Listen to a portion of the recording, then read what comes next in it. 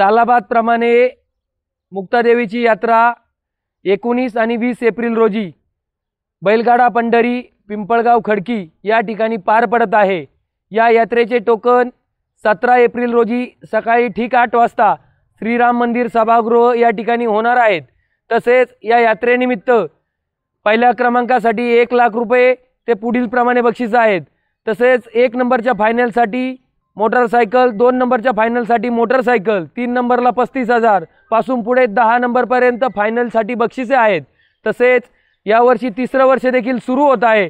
2 bullet गाड्यांसह सुमारे 11.5 लाख रुपयाची बक्षिसं 3ऱ्या वर्षासाठी आहेत।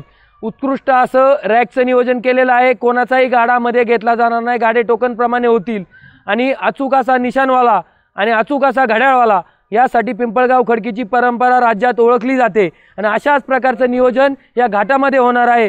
कोणत्याही गाडा मालकावर अन्याय होणार नाही। अचूक निर्णय देऊन शेतकऱ्याचा जो हा बळीराजाचा जो खेळ आहे हा प्रामाणिकपणे या ठिकाणी जपण्याचं काम होणार आहे। त्यामुळे राज्यातील आणि जिल्ह्यातील सर्व बैलगाडा मालकांना विनंती आहे की आपापल्या बैलगाड्यासह येऊन या ठिकाणी आपल्या आई मुक्तादेवी यात्रेची शोभा वाढवायची आहे आणि 17 तारखेला सगळ्यांनी येऊन जास्तीत जास्त टोकन काढायचे आहेत। अशा प्रकारची विनंती पिंपळगाव खडकी ग्रामस्थांच्या वतीने आपल्याला करण्यात येत आहे। धन्यवाद।